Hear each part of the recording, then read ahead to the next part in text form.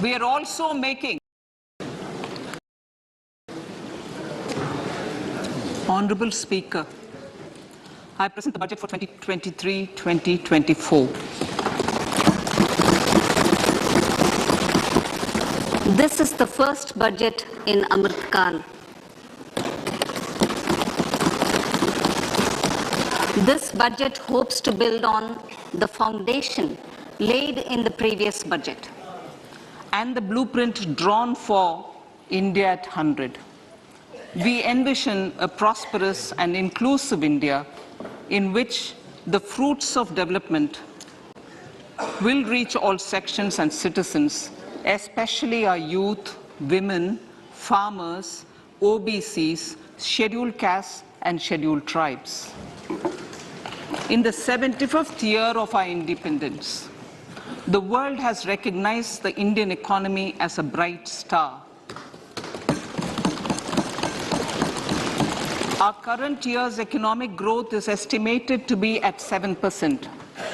It is notable that this is the highest among all the major economies. This is in spite of the massive slowdown globally caused by COVID-19 and the war. The Indian economy is therefore on the right track and despite a time of challenges, heading towards a bright future.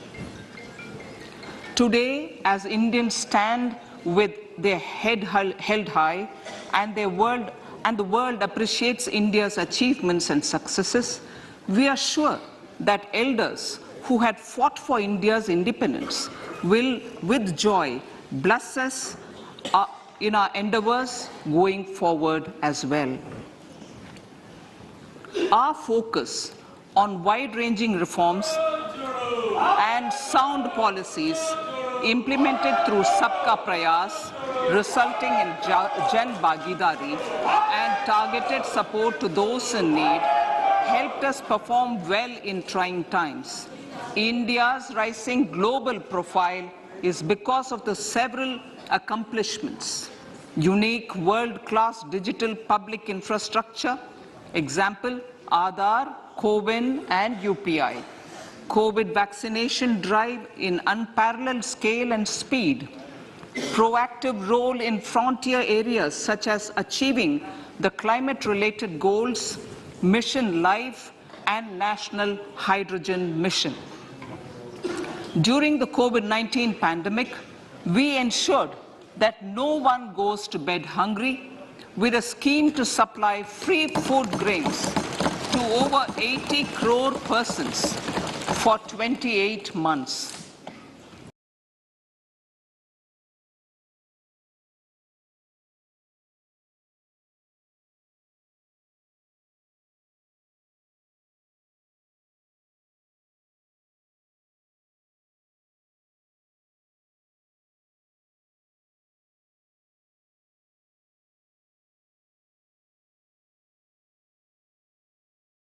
Continuing our commitment to ensure food and nutritional security, we are implementing from 1st January 2023 a scheme to supply free food grain to all Antyodaya and priority households for the next 1 year. Under PM Garib Kalyan Anna Yojana, the entire expenditure of about 2 lakh crore will be borne by the central government. In these times of global challenges, the G20 presidency gives us a unique opportunity to strengthen India's role in the world economic order.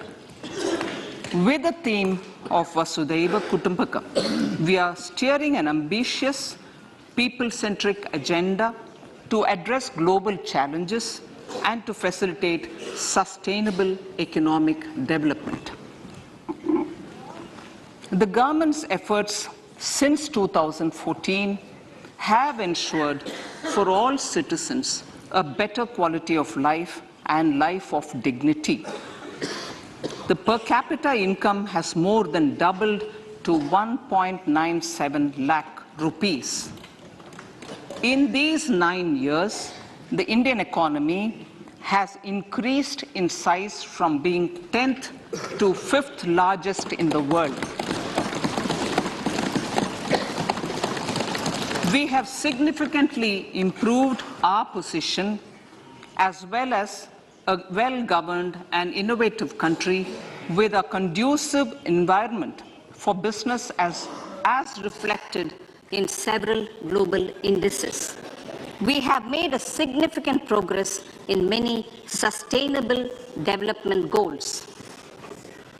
The economy has become a lot more formalized, as reflected in the EPFO membership, more than doubling to 27 crore, and rupees 7,400 crore digital payments of 126 lakh crore rupees through UPI in 2022. The efficient implementation of many schemes with universalization of targeted benefits has resulted in inclusive development. Some of the schemes are 11.7 crore household toilets under Swachh Bharat mission, which is achieved, 9.6 crore LPG connections under Ujjwala, 220 crore COVID vaccination of 102 crore persons, 47.8 crore PM Jan Dhan bank accounts, insurance cover for 44.6 crore persons under PM Suraksha Bima and PM Jeevan Jyoti Yojana, and cash transfer of 2.2 lakh crores of rupees to 11.4 crore to over 11.4 crore farmers under PM Kisan Samman Nidhi. Our vision for the Amritkal includes and knowledge-based economy with strong public finances and a robust financial sector. To achieve this, Jan Bhagidari through Sabka Saath Sabka Prayas is essential. The economic agenda for achieving this vision focuses on three things. First, facilitating ample opportunities for citizens, especially the youth, to fulfill their aspirations. Second, providing strong impetus to growth and job creation. And third, strengthening macroeconomic stability. To service these focus areas in our journey to India at 100, we believe that the following four opportunities can be transformative during Amritkal. Economic empowerment of women. Deen Dayal Antyodaya Yojana National Rural Livelihood Mission has achieved remarkable success by mobilizing rural women into 81 lakh self-help groups. We will enable these groups to reach the next stage of economic empowerment through formation of large producer enterprises or collectives, with each having several thousand members and managed professionally. They will be helped with raw materials supply and for better design, quality, branding, and marketing of their products. Through supporting these policies, they will be enabled to scale up their operations to serve the large consumer markets, as has been the case with the several startups growing into unicorns. PM Vishwakarma Kaushal Samman, PM Vikas. For centuries, traditional artisans and craftspeople who work with their hands using tools have brought renown for India. They're generally referred to as Vishwakarma. The art and the handicraft created by them represents the true spirit of Atmanirbhar Bharat. For the first time, a package of assistance for them has been conceptualized. The new scheme will enable them to improve the quality, scale, and reach of their products, integrating them with the MSME value chain. The components of the scheme will include not only financial support, but also access to advanced skill training, knowledge of modern digital techniques, and efficient green technologies, brand promotion, linkage with local and global markets, digital payments, and social security. This will greatly benefit the scheduled castes, scheduled tribes, OBCs, women, and people belonging to the weaker sections. Tourism. The country offers immense attraction for domestic as well as foreign tourists. There is a large potential to be tapped in tourism. The sector holds huge opportunities for jobs and entrepreneurship for youth in particular. Promotion of tourism will be taken up on mission mode with active participation of states, convergence of government programs, and public-private partnerships. Green growth. We are implementing many programs for green fuel, green energy, green farming, green mobility, green buildings, and green equipment, and policies for efficient use of energy across various economic sectors. These green growth efforts help in reducing carbon intensity of the economy and provides for large-scale green job opportunities.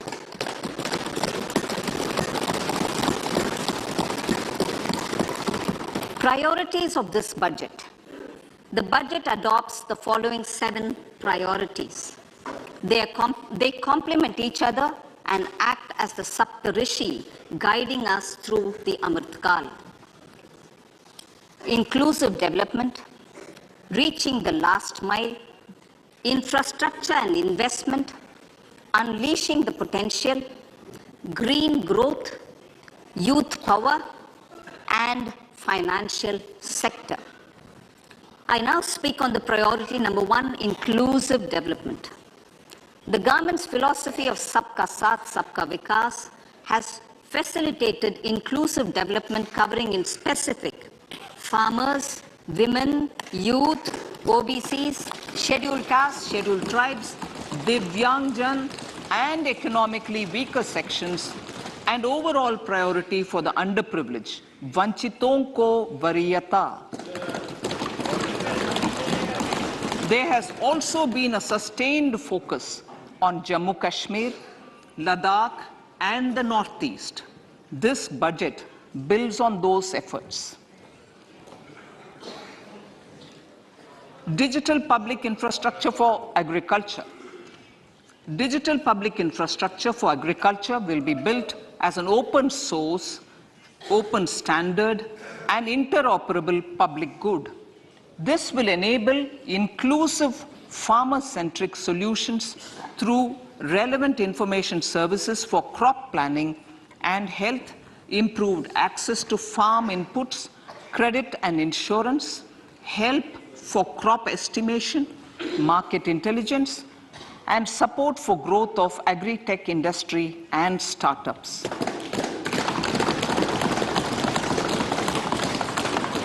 An agriculture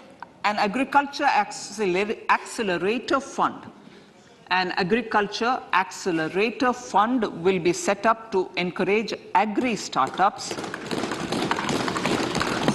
by young entrepreneurs in rural areas. The fund will aim at bringing innovative and affordable solutions for challenges faced by farmers. It will also bring in modern technologies to transform agricultural practices, increase productivity and profitability. To enhance the productivity of extra long staple cotton, we will adopt a cluster-based and value chain approach through public-private partnerships.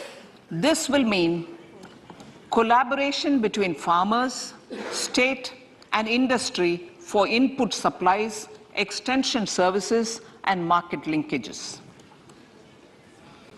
We will launch an Atmanirbhar Clean Plant program to boost availability of disease-free, quality planting material for high-value horticultural crops at an outlay of 2,200 crores. Global hub for millets, which are Sri Anna. India is the forefront.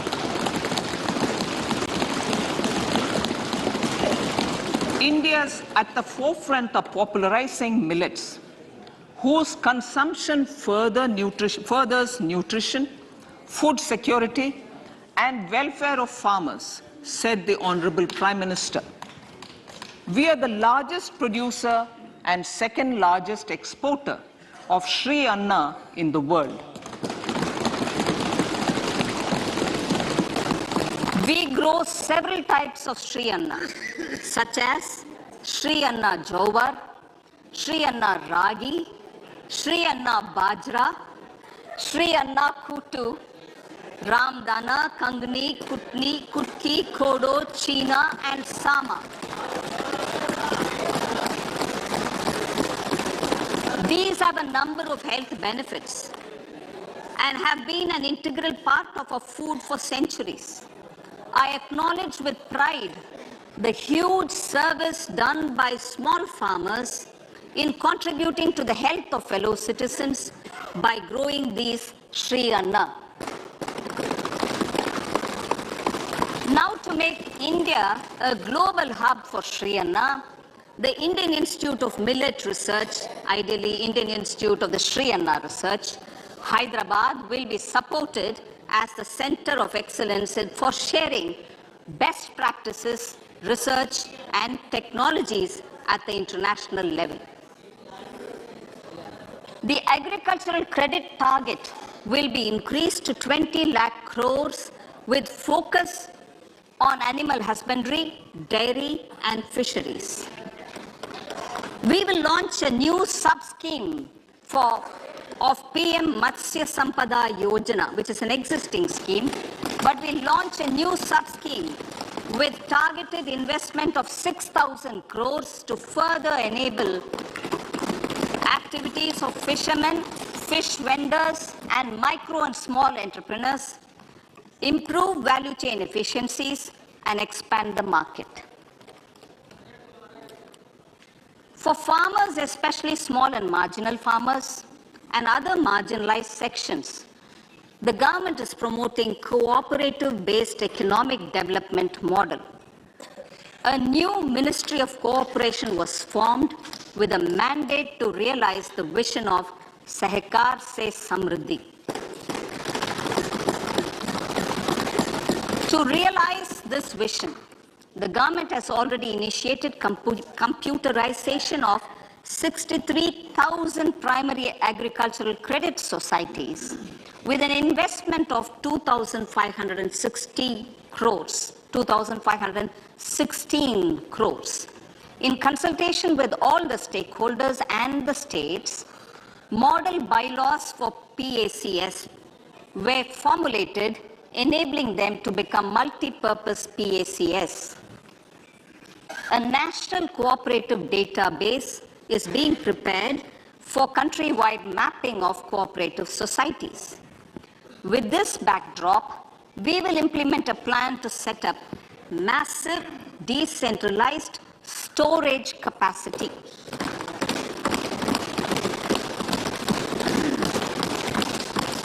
This will help farmers store their produce and realize remunerative prices through sale at appropriate times. The government will also facilitate setting up of a large number of multi-purpose cooperative societies, primary fishery societies, and dairy cooperative societies in uncovered panchayat and villages in the next 5 years.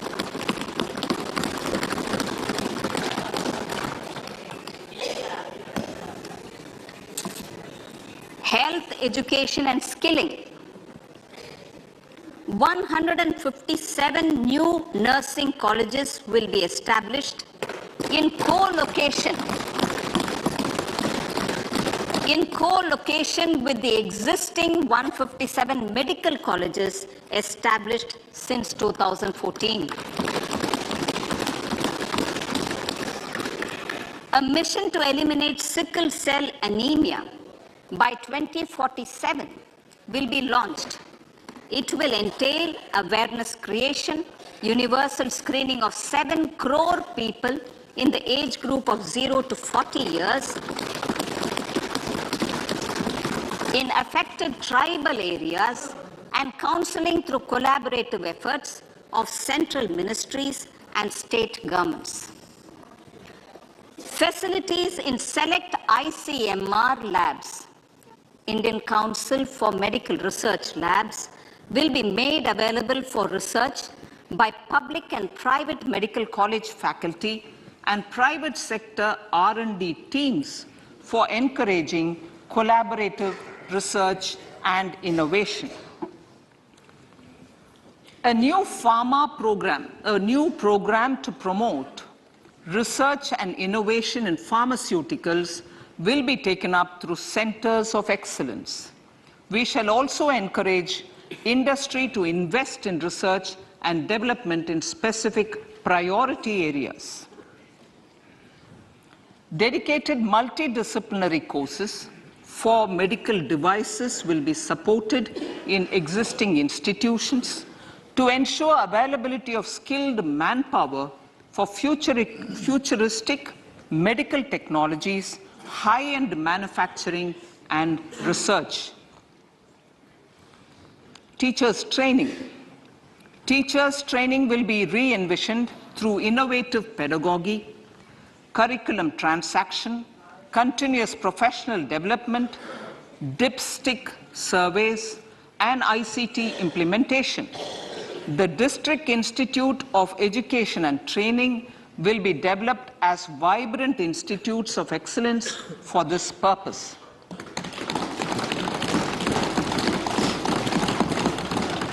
National Digital Library for Children and Adolescents. A National Digital Library for Children and Adolescents will be set up for facilitating availability of quality books across geographies, languages, genres, and levels, and device-agnostic accessibility. States will be encouraged to set up physical libraries for them at panchayat and ward levels and provide infrastructure for accessing the National Digital Library resources. Additionally, to build a culture of reading and to make up for pandemic time learning loss, the National Book Trust, the Children's Book Trust, and other sources will be encouraged to provide and replenish non-curricular titles in regional languages and in English to these physical libraries. Collaboration with NGOs that work in literacy will also be a part of this initiative. To inculcate financial literacy, financial sector regulators and organizations will be encouraged to provide age-appropriate reading material to these libraries. I move to priority 2, reaching the last mile. Prime Minister Vajpayee's government had formed the Ministry of Tribal Affairs and the Department of Development of Northeast Region to provide a sharper focus to the objective of reaching the last mile. Our government has formed the Ministries of Ayush, Fisheries, Animal Husbandry and Dairying, Skill Development, Jal Shakti and Cooperation. Building on the success of the Aspirational Districts program, the government has recently launched the Aspirational Blocks program, covering 500 blocks for saturation of essential government services across multiple domains such as health, nutrition, education, agriculture, water resources, financial inclusion, skill development, and basic infrastructure. Manya Speaker, sir, Pradhan Mantri PBTG, which is primitive, vulnerable tribal groups development mission is being launched. To improve socio-economic conditions of the particularly vulnerable tribal groups, the PBTGs as we refer them to, Pradhan Mantri PBTG Development Mission will be launched. This will saturate PBTG families and habitations with basic facilities such as safe housing, clean drinking water and sanitation, improved access to education, health, nutrition, road and telecom connectivity, and sustainable livelihood opportunities. An amount of 15,000 crores will be made available to implement the mission in the next 3 years under the Development Action Plan for the Scheduled Tribes. Ekalavya Model Residential Schools. In the next 3 years, Center will recruit 38,800 teachers and support staff for the 740 Ekalavya Model Residential Schools, which is serving 3.5 lakh tribal students.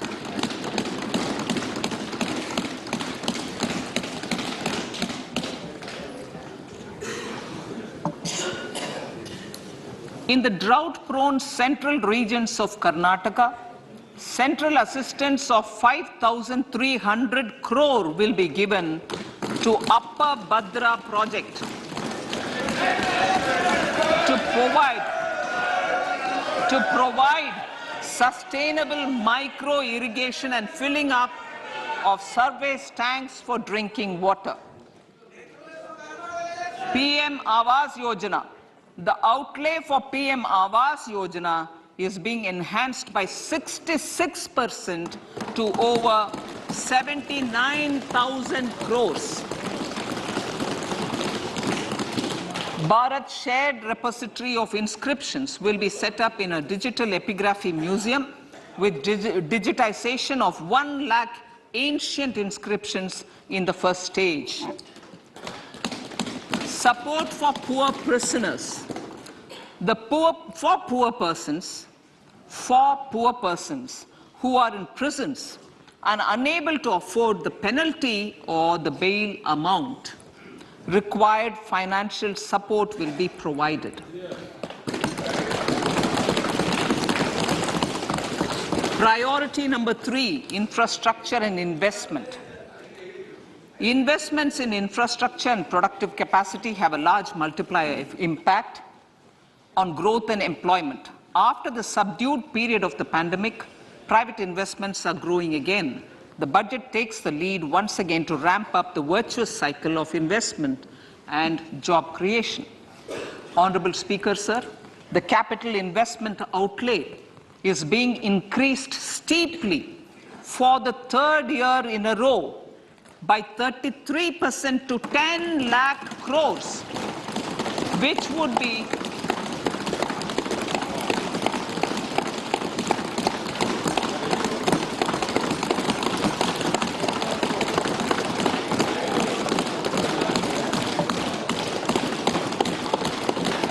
which would be 3.3% of GDP.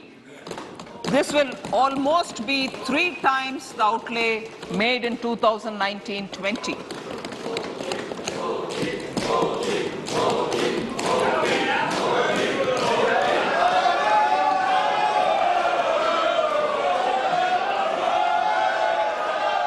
This substantial increase in recent years is central to the government's efforts to enhance growth potential and job creation, crowd in private investments, and provide a cushion against global headwinds.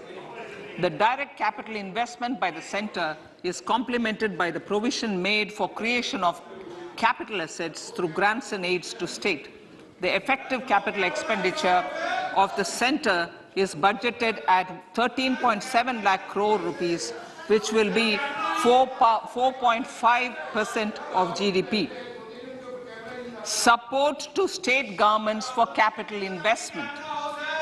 I have decided to continue the 50-year interest-free loan to state governments for 1 more year to spur investment in infrastructure and to incentivize them for complementary policies actions with a significantly enhanced outlay of 1.3 lakh crores. The newly established Infrastructure Finance Secretariat will assist all stakeholders for more private investment in infrastructure, including railways, roads, urban infrastructure and power, which are predominantly depend on public resources. The harmonized master list of infrastructure will be reviewed by an expert committee for recommending the classification and financing framework suitable for Amartkal.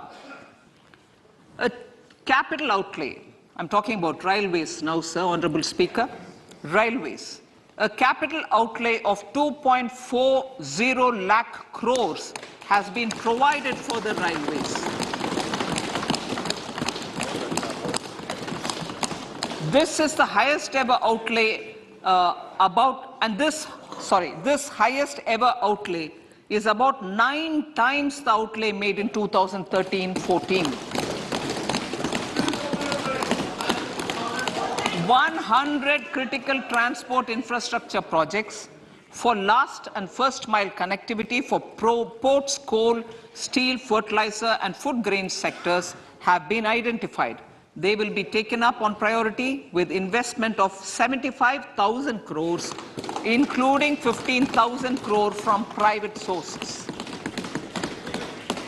50 additional airports, heliports, water aerodromes, and advanced landing grounds will be revived for improving regional air connectivity.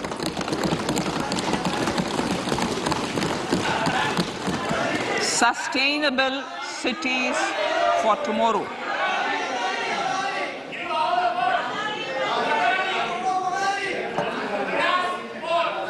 States and cities will be encouraged to undertake urban planning reforms and actions to transform our cities into sustainable cities of tomorrow. This means efficient use of land resources, adequate resources for urban infrastructure, transit-oriented development, enhanced availability and affordability of urban land and opportunities for all. Through property tax governance reforms and ring-fencing user charges on urban infrastructure, cities will be incentivized to improve their creditworthiness for municipal bonds. Like the RIDF, an Urban Infrastructure Development Fund will be established through use of priority sector lending shortfall. This will be managed by the National Housing Bank and will be used by public agencies to create urban infrastructure in Tier 2 and Tier 3 cities. States will be encouraged to leverage resources from the grants of the 15th Finance Commission as well as existing schemes to adopt appropriate user charges while accessing the UIDF. We expect to make available 10,000 crore rupees per annum for this purpose. All cities and towns will be enabled for 100% mechanical desludging of septic tanks and sewers to transition from manhole to machine hole mode.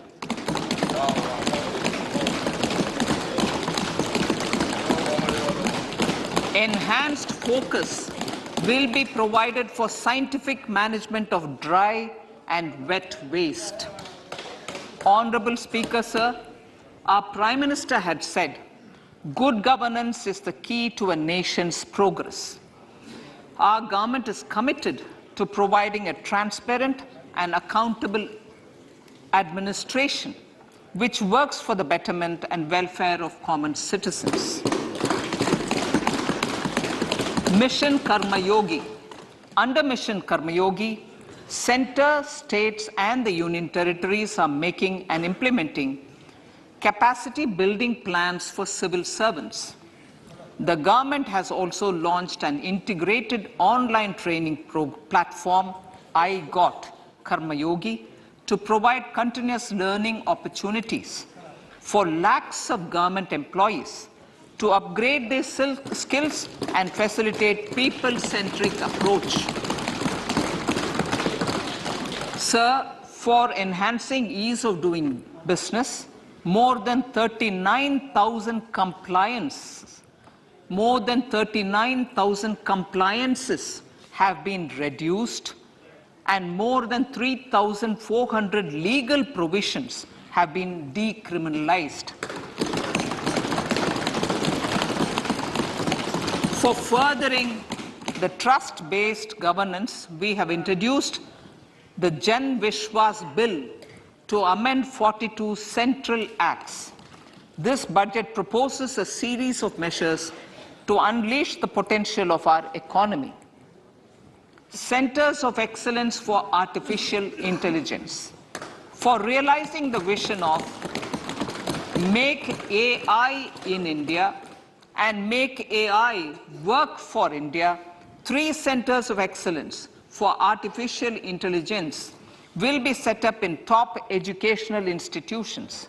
Leading industry players will partner in conducting interdisciplinary research, develop cutting-edge applications, and scalable problem solutions in the areas of agriculture, health, and sustainable cities. This will galvanize an effective AI ecosystem and nurture quality human resources in the field. National Data Governance Policy. To unleash innovation and research by startups and academia, a national data governance policy will be brought out. This will enable access to anonymized data.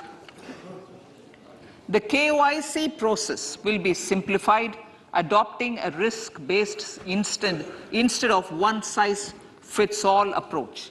The financial sector regulators will also be encouraged to have a KYC system fully amenable to meet the needs of digital India. One-stop solution for identity and address updating.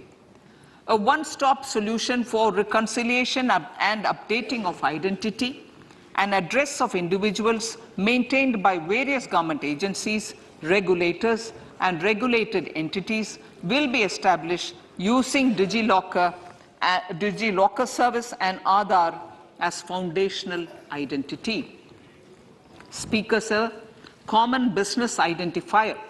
For the business establishments required to have a permanent account number, the PAN will be used as the common identifier for all digital systems of specified government agencies. This will bring ease of doing business, and it will be facilitated through a legal mandate. For obviating the need for separate submission of same information to different government agencies, a system of unified filing process will be set up. Such filing of information or return in simplified forms on a common portal will be shared with other agencies as per the filer's choice. Vivad Se Vishwas 1. Relief for MSMEs. In cases of failure by MSMEs to execute contracts during the COVID period, 95% of the forfeited amount relating to the bid or performance security will be returned to them by government and government undertakings. This will provide relief to the MSMEs. Vivad Se Vishwas 2. Settling contractual disputes. To settle contractual disputes of government and government undertakings, wherein arbitral award is under challenge in a court, a voluntary settlement scheme with standardized terms will be introduced. This will be done by offering graded settlement terms depending on pendency level of the dispute. The state support mission of Niti Aayog will be continued for 3 years for our collective efforts towards national priorities. Result-based financing. To better allocate scarce resources for competing development needs, the financing of select schemes will be changed on a pilot basis from input-based to result-based. E-courts. For efficient administration of justice, Phase 3 of e-courts projects Phase 3 of the e-courts project will be launched with an outlay of 7,000 crores. Fintech services in India have been facilitated by our digital public infrastructure, including Aadhaar, PM Jan Dhan Yojana, Video, KYC, India Stack, and UPI. To enable more fintech innovative services, the scope of documents available in DigiLocker for individuals will be expanded. An entity, DigiLocker, will be set up for the use by MSMEs, large businesses, and also charitable trusts. This will be towards storing and sharing documents online securely whenever needed with various authorities, regulators, banks, and other business entities. 5G services. 100 labs for developing applications using 5G services will be set up in engineering institutions.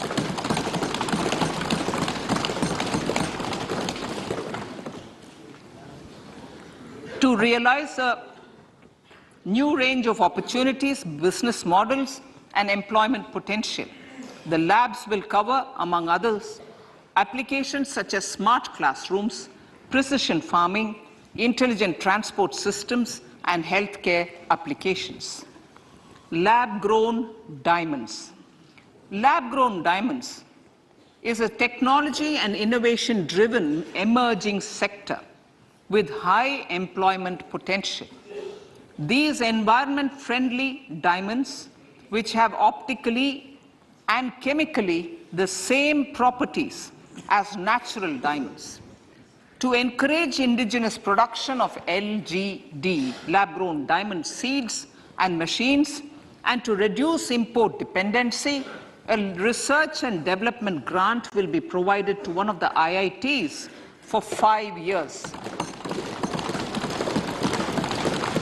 To reduce the cost of production, a proposal to review the custom duty on LGD seeds will be indicated in Part B of the speech.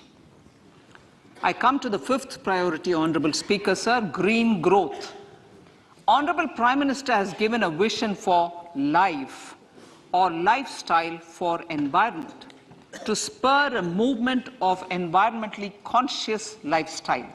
India is moving forward firmly for the Panchamrit, the net zero carbon emission by 2070 to usher in green industrial and economic transition. This budget builds on our focus on green growth. The recently launched National Green Hydrogen Mission, with an outlay of 19,700 crores, will facilitate transition of the economy to low carbon intensity, reduce dependence on fossil fuel imports, and make the country assume technology and market leadership in this sunrise sector. Our target is to reach an annual production of 5 MMT by 2030. Energy transition. This budget provides for 35,000 crores for priority capital investment towards energy transition and net zero objectives and energy security by Ministry of Petroleum and Natural Gas. To steer the economy on sustainable development path, battery energy storage systems with capacity of 4,000 MWh will be supported with viability gap funding. A detailed framework for pumped storage projects will also be formulated. Renewable energy evacuation. The interstate transmission system for evacuation and grid integration of 13 gigawatt renewable energy from Ladakh will be constructed with investment of 20,700 crore, including central support of 8,300 crores. Green credit program. For encouraging behavioral change, a green credit program will be notified under the Environment Protection Act. This will incentivize environmentally sustainable and responsive actions by companies, individuals, and local bodies, and help mobilize additional resources for such activities. PM Program for Restoration, Awareness, Nourishment, and Amelioration of Mother Earth, PM Pranam, will be launched to incentivize states and union territories to promote alternative fertilizers and balanced use of chemical fertilizers. Go Bardhan scheme. 500 new waste to wealth plants under Go Bardhan, galvanizing organic bio-agro resources done. Go Bardhan scheme will be established for promoting circular economy. These will include 200 compressed biogas plants, including 75 plants in urban areas, and 300 community or cluster-based plants at a total investment of 10,000 crores. I will refer to this in Part B also. In due course, a 5% CBG mandate will be introduced for all organizations marketing natural and biogas. For collection of biomass and distribution of biomanure, appropriate fiscal support will also be provided. Bharatiya Prakritik Kheti Bio-Input Resource Centers. Over the next 3 years, we will facilitate 1 crore farmers to adopt natural farming. For this, Honorable Speaker, 10,000 bio-input resource centers will be set up, creating a national level distributed micro-fertilizer and pesticide manufacturing network. Mishti.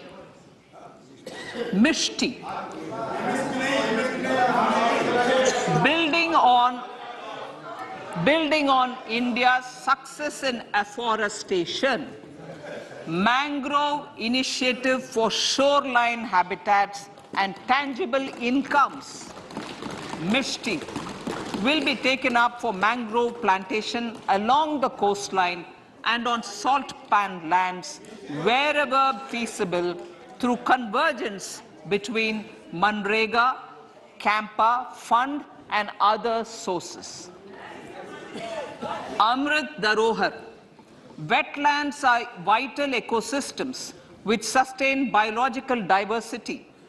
In his latest Mann Ki Baat, the Prime Minister said, now, I quote, now the total number of Ramsar sites in our country has increased to 75, whereas before 2014, there were only 26, unquote. Local communities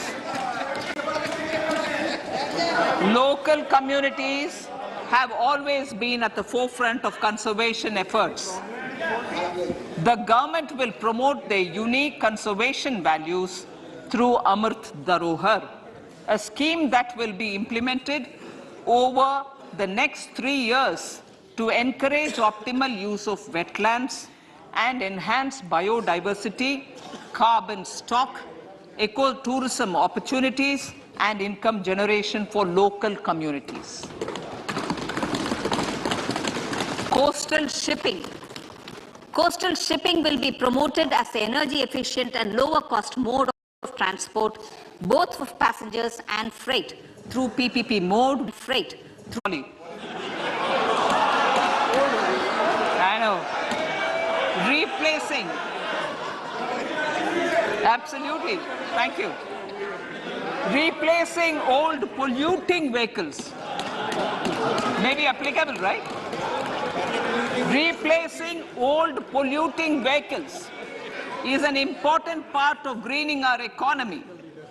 In furtherance of the vehicle scrapping policy mentioned in Budget 21-22, I have allocated adequate funds to scrap old vehicles of the central government. States will also be supported in replacing old vehicles and old state ambulances. Honorable Speaker, sir, I move to priority 6, youth power.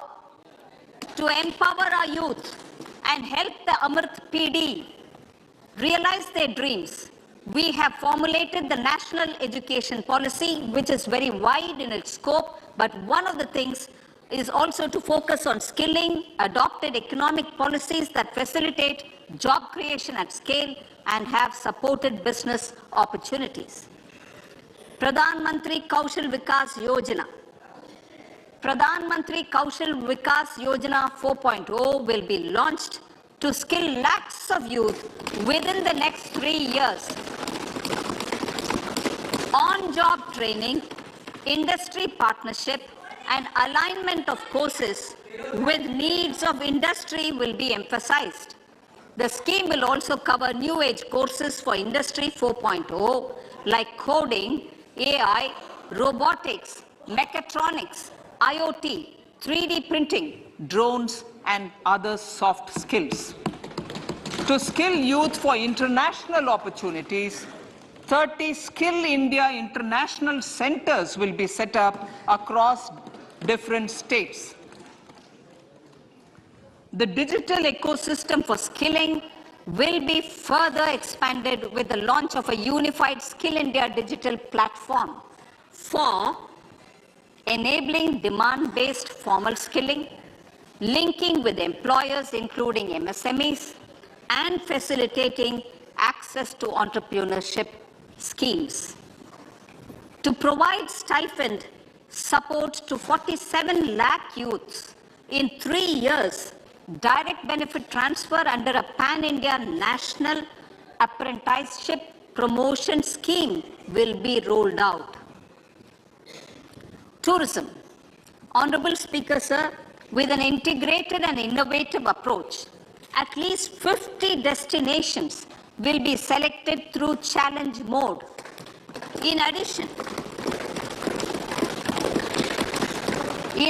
to aspects such as physical connectivity, virtual connectivity, tourist guides, high standards for food streets, and tourist security, all the relevant aspects would be made available on an app to enhance tourist experience.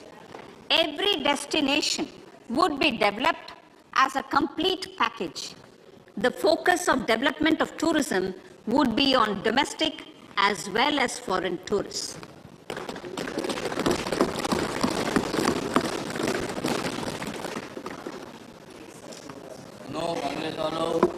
Sector-specific skilling and entrepreneurship development will be dovetailed to achieve the objectives of Dekho Apna Desh initiative. This was launched as an appeal by the Honorable Prime Minister to the middle class to prefer domestic tourism over international tourism. The integrated development of theme-based tourist circuits, the Swadesh Darshan scheme, was also launched. Under the Vibrant Villages program, tourism infrastructure and amenities will be facilitated in border villages. Unity Mall. States will be encouraged to set up a unity mall in their state capital or most prominent tourism center or the financial capital for promotion and sale of their one district, one product and GI products and other handicraft products, and for providing space for such products of all other states as well. Sir, priority number 7, financial sector. Our reforms in the financial sector and innovative use of technology have led to financial inclusion at scale, better and faster service delivery, ease of access to credit, and participation in financial markets. This budget proposes to further these measures. Credit guarantee for MSMEs. Last year, I proposed revamping of the credit guarantee scheme for the MSMEs.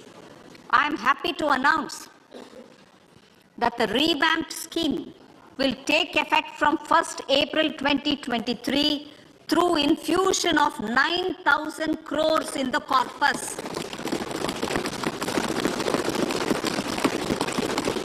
This will enable additional collateral-free guaranteed credit of 2 lakh crores of rupees. Further, the cost of credit will be reduced by about 1%. A national financial information registry will be set up to serve as a central repository of financial and ancillary information. This will facilitate efficient flow of credit, promote financial inclusion, and foster financial stability. A new legislative framework will govern this credit public infrastructure and will be designed in consultation with the RBI. To meet the needs of Amritkal and to facilitate optimum regulation in the financial sector, public consultation, as necessary and feasible, will be brought to the process of regulation making and issuing subsidiary directions. To simplify, to ease, and to reduce cost of compliance, financial sector regulators will be requested to carry out a comprehensive review of existing regulations. For this, they will consider suggestions from public and regulated entities. Time limits to decide the application under various regulations will also be laid down. Honorable Speaker, sir, to enhance business activities in GIFT IFSC, the following measures will be taken. Delegating powers under the SEZ Act to the IFSCA to avoid dual regulation. Setting up a single window IT system for registration and approval of IFSCA, SEZ authorities, GSTN, RBI, SEBI, and IRDAI. Permitting acquisition financing by IFSC banking units of foreign banks. Establishing a subsidiary of Exim Bank for trade refinancing. Amending IFSCA Act for statutory provisions for arbitration, ancillary services, and avoiding dual regulation under the SEZ Act, and recognizing offshore derivative instruments as valid contracts. Honorable Speaker, sir, data embassy. For countries looking for digital continuity solutions, we will facilitate setting up of their data embassies in GIFT IFSC.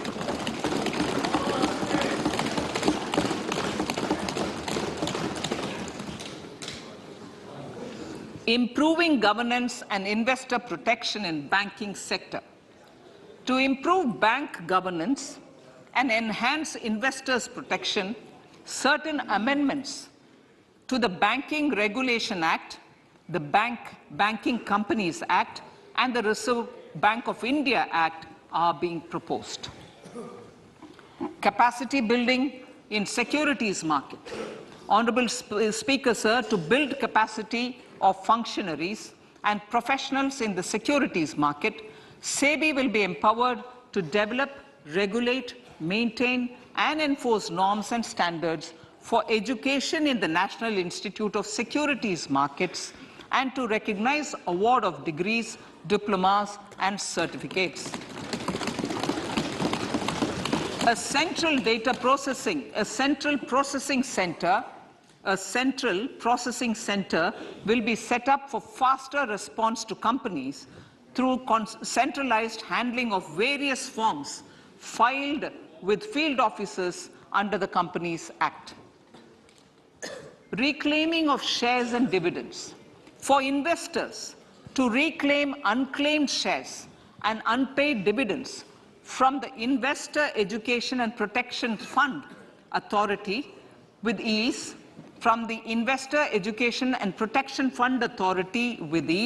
an integrated IT portal will be established. Digital payments continue to find wide acceptance. In 2022, they show an increase of 76% in transaction and 91% in value.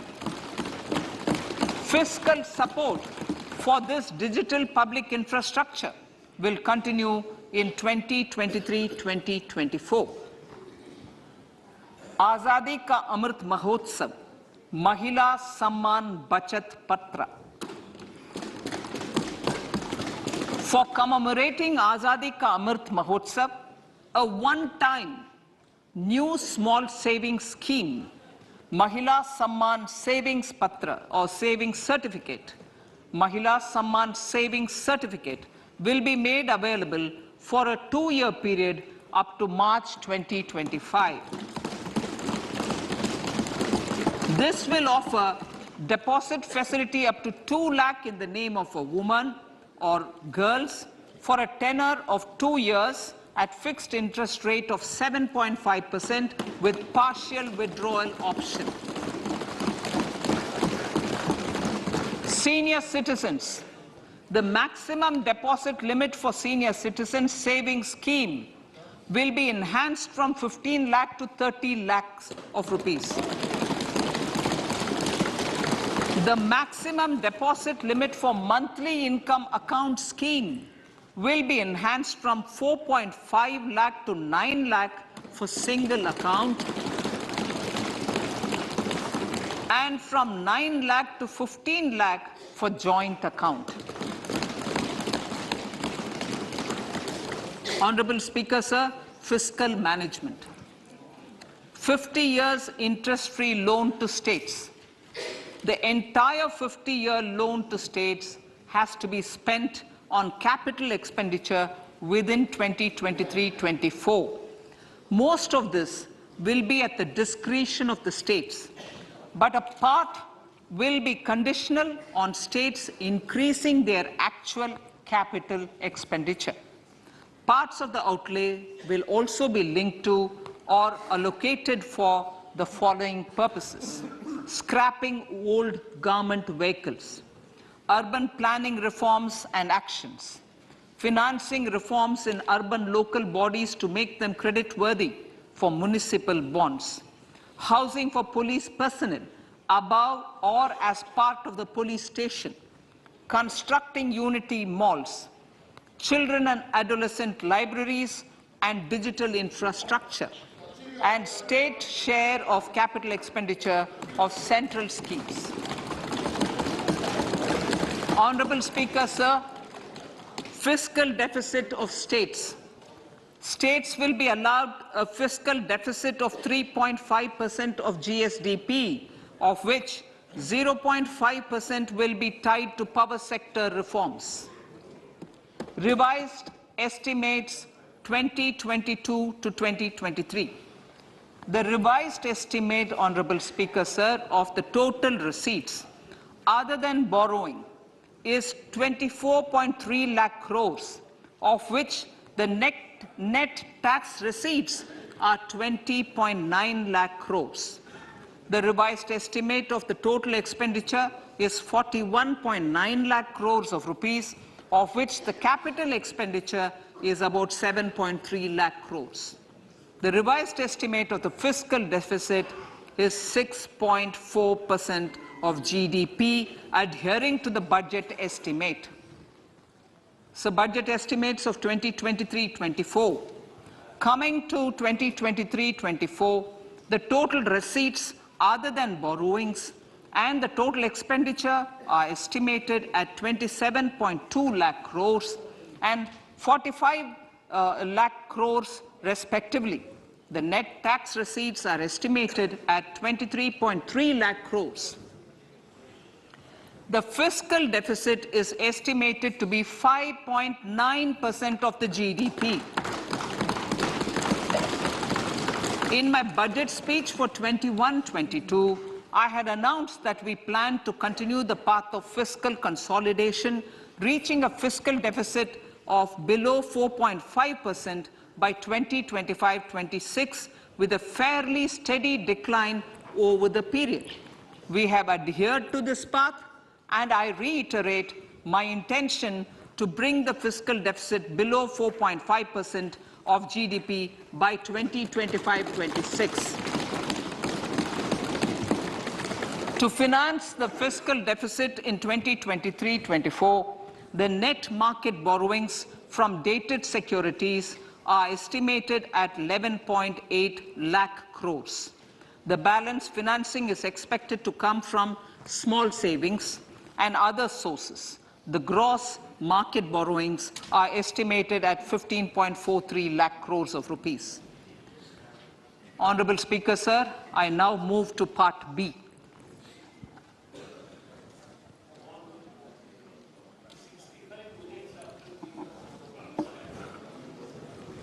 Indirect taxes. My indirect tax proposals will aim to promote exports, boost domestic manufacturing, enhance domestic value addition, encourage green energy and mobility. A simplified tax structure with fewer tax rates helps in reducing compliance burden and improving tax administration. I propose to reduce the number of basic customs duty rates on goods other than textiles and agriculture from 21 to 13.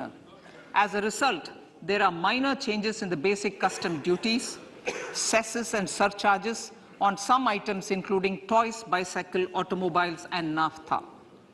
Green mobility.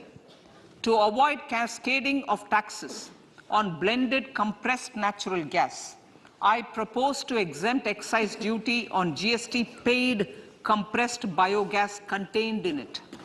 To further provide impetus to green mobility, customs duty exemptions is being extended to import of capital goods and machinery required for manufacture of lithium-ion cells for batteries used in electrical vehicles as well. Electronics. As a result of various initiatives of the government, including phased manufacturing program, mobile phone production in India has increased from 5.8 crore units valued at about 18,900 crore in 2014-15 to 31 crore units valued at 2,75,000 crore in the last financial year. To further deepen domestic value addition in manufacturing of mobile phones, I propose to provide relief to customs duty. I propose to provide relief in customs duty on import of certain parts and inputs like camera lens and continue the concessional duty on lithium-ion cells for batteries for another year. Similarly, to promote value addition in manufacture of televisions, I propose to reduce the basic customs duty on parts of open cells of TV panels to 2.5%. Electrical. To rectify inversion of duty structure and encourage manufacturing of electric kitchen chimneys, the basic custom duty on electric kitchen chimney is being increased from 7.5% to 15%, and that on heat coils for these is proposed to be reduced from 20% to 15%. Chemicals and petrochemicals. Denatured ethyl alcohol is used in chemical industry. I propose to exempt basic customs duty on it. This will also support the ethanol blending program and facilitate an endeavor for energy transition.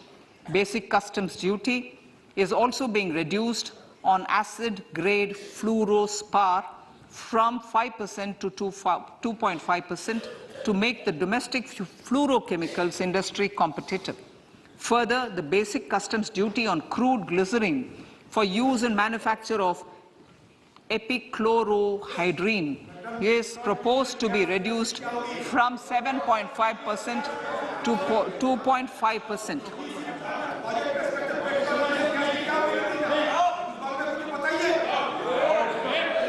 Marine products.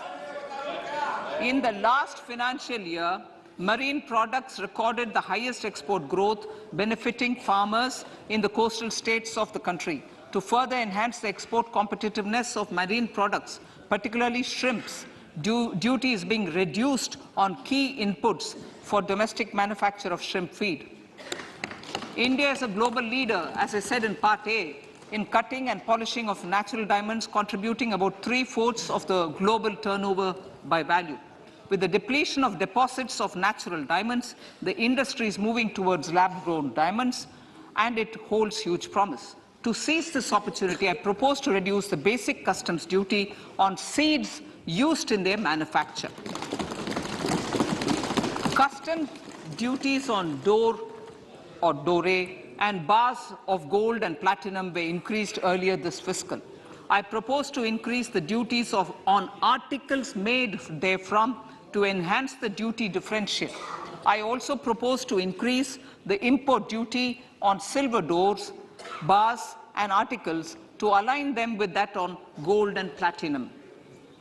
To facilitate availability of raw materials for the steel sector, exemptions from basic custom duty on raw materials for manufacture of CRGO steel, ferrous scrap and nickel cathode is being continued.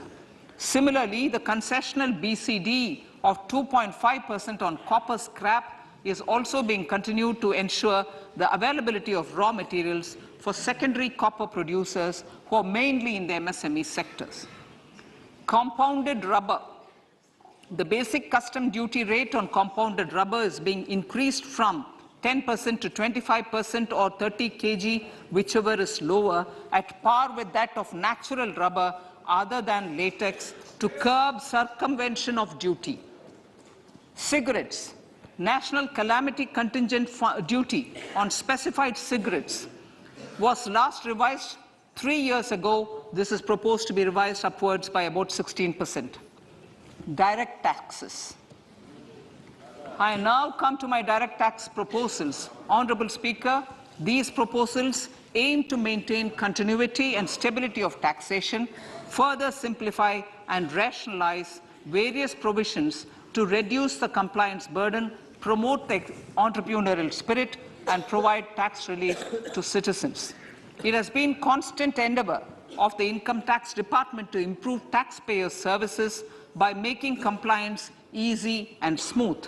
Our taxpayers portal received a maximum of 72 lakh returns in a day, processed more than 6.5 crore returns this year.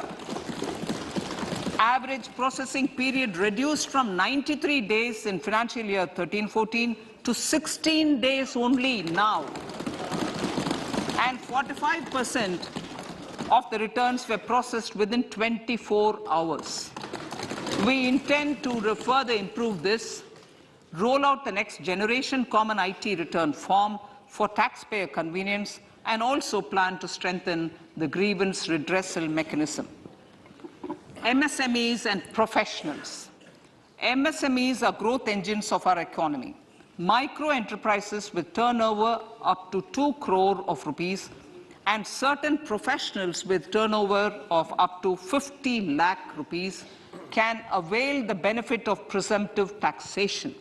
I propose to provide enhanced limits of 3 crore and 75 lakh respectively to the taxpayers whose cash receipts are no more than 5%.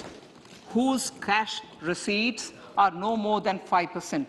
Moreover, to support MSMEs in timely receipt of payments, I propose to allow deduction for expenditure incurred on payments made to them only when payment is actually made. Cooperation. Cooperation is a value to be cherished. In realizing our Prime Minister's goal for Sehkar Se Samriddhi and his resolve to connect the spirit of cooperation with the spirit of Amrit Kal, in addition to the measures proposed in Part A, I have a slew of proposals for the cooperation sector. First, new cooperatives that commence manufacturing activities till 2024, 31st March, shall get the benefit of a lower tax rate of 15%, as is presently available to new manufacturing companies. Secondly, I propose to provide an opportunity to sugar cooperatives to claim payments made to sugarcane farmers for the period prior to the assessment year 2016-17 as expenditure. This is expected to provide them a relief of almost 10,000 crores. Thirdly, I am providing a higher limit of 2 lakh per member for cash deposits to loans in cash by primary agricultural cooperative societies and primary cooperative agriculture and rural development banks. I repeat that. Thirdly, I am providing a higher limit of 2 lakh per member for cash deposits to and loans in cash by primary agricultural cooperative societies and primary cooperative agricultural and rural development banks. Similarly, a higher limit of 3 crore for TDS on cash withdrawal is being provided to cooperative societies. Startups.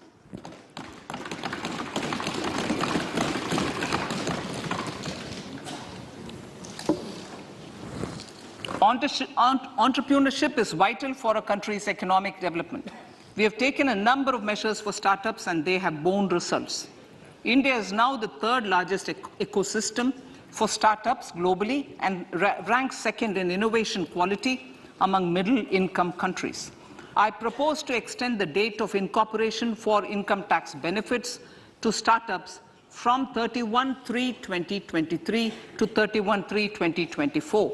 I further propose to provide the benefit of carry forward of losses on change of shareholding of startups from 7 years of incorporation to 10 years.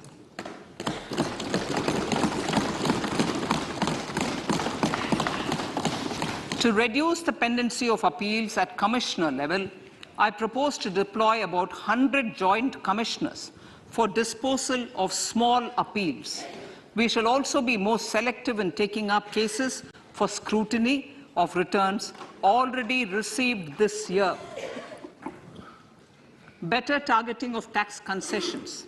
For better targeting of tax concessions and exemptions, I propose to cap deduction from capital gains on investment in residential house under Section 54 and Section 54F to 10 crores.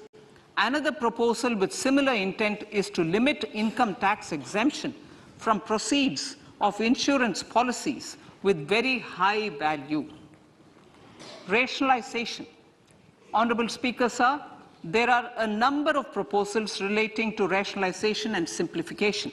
Income of authorities, boards, and commissions set up by statutes of union or state for the purpose of housing, development of cities, towns, and villages, and regulating and developing an activity or matter is proposed to be exempted from income tax. Other major measures in this direction are removing the minimum threshold of 10,000 for TDS and clarifying taxability relating to online gaming, not treating conversion of gold into electronic gold receipts and vice versa as capital gains, reducing the TDS rate from 30% to 20% on taxable portion of EPF withdrawals in non-PAN cases, and taxation on income for market-linked debentures.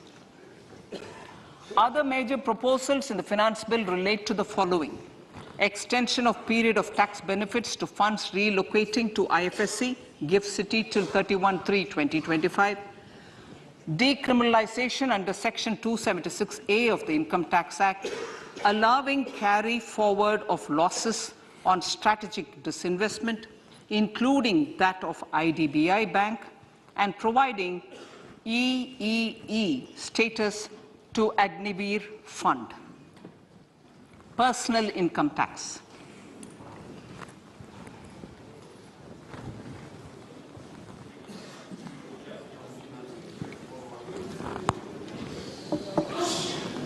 Now I come to what everyone is waiting for. Personal income tax.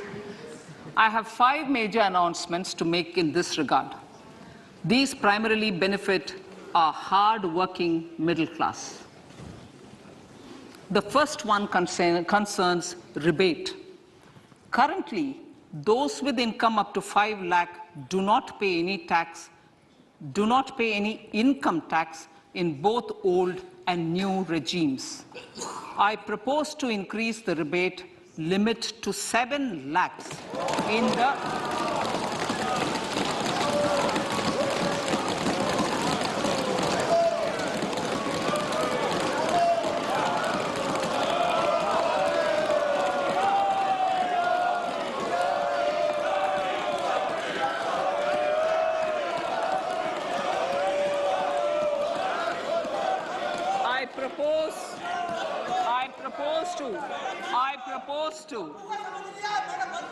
I propose to increase the rebate limit to 7 lakh in the new tax regime. Thus, persons in the new tax regime with income up to 7 lakhs will not have to pay any tax at all. The second proposal relates to middle-class individuals. I had introduced in the year 2020 the new personal income tax regime with 6 income slabs starting from 2.5 lakh. I propose to change the tax structure in this regime by reducing the number of slabs to 5 and increasing the tax exemption limit to 3 lakhs. The new tax rates are 0 to 3 lakh, nil. 3 to 6 lakhs, 5%. 6 to 9 lakhs, 10%. 9 to 12 lakh, 15%. 12 to 15 lakhs, 20%. And above 15 lakhs, 30%. This will provide major relief to all taxpayers in the new regime. An individual with an annual income of 9 lakhs will be required to pay only 45,000 rupees. This is only 5% of his or her income. It is a reduction of 25% on what he or she is required to pay now. That is 60,000. So in the place of 60,000, it is now only 45,000. Similarly, an individual with an income of 15 lakh rupees would be required to pay only 1.5 lakh or 10% of his income or her income, a reduction of 20% from the existing liability of 1,87,500 rupees. My third proposal is for the salaried class and the pensioners, including family pensioners, for whom I propose to extend the benefit of standard deduction to the new tax regime. Each salaried person with an income of 15.5 lakh rupees or more will thus stand to benefit by 52,500 rupees. My fourth announcement in personal income tax is regarding the highest tax rate, which in our country is 42.74%. This is among the highest in the world. I propose to reduce the highest surcharge. Rate from 37% to 25% in the new tax regime.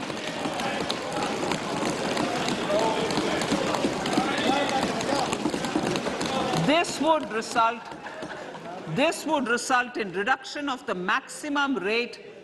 This would result in the reduction of the maximum tax rate to 39%. Lastly, the limit of 3 lakh rupees for tax exemption on leave encashment on retirement of non-government salaried employees was last fixed in the year 2002, when the highest basic pay in the government was only 30,000 rupees per month.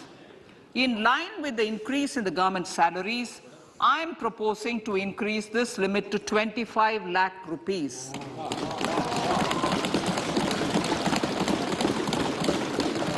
We are also making the new income tax regime as the default tax regime. However, citizens will continue to have the option to avail the benefit of the old tax regime. Apart from these, I am also making some other changes as given in the annexure. As a result of these proposals, revenue of about 38,000 crore to 37,000 crore in direct taxes and rupees 1,000 crore in indirect taxes will be foregone, while revenue of about 3,000 crore will be additionally mobilized. Thus, the total revenue foregone is about 35,000 crores annually. Honorable Speaker, sir, with these words, I commend the budget to this August House.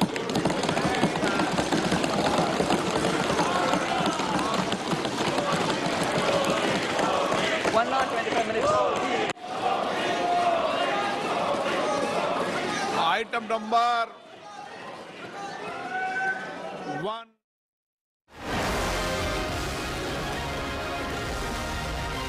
लहलहाती फसल, भरे पूरे खेत खलिहान, हर किसान का बस यही अरमान। लेकिन कभी बारिश, कभी बिजली, कभी ओला, कभी सूखा। भैया खेती में तो जोखिम रहता ही है, अब क्या करें? अब प्रकृति का कोनो उपाय है का? प्रकृति का तो नहीं,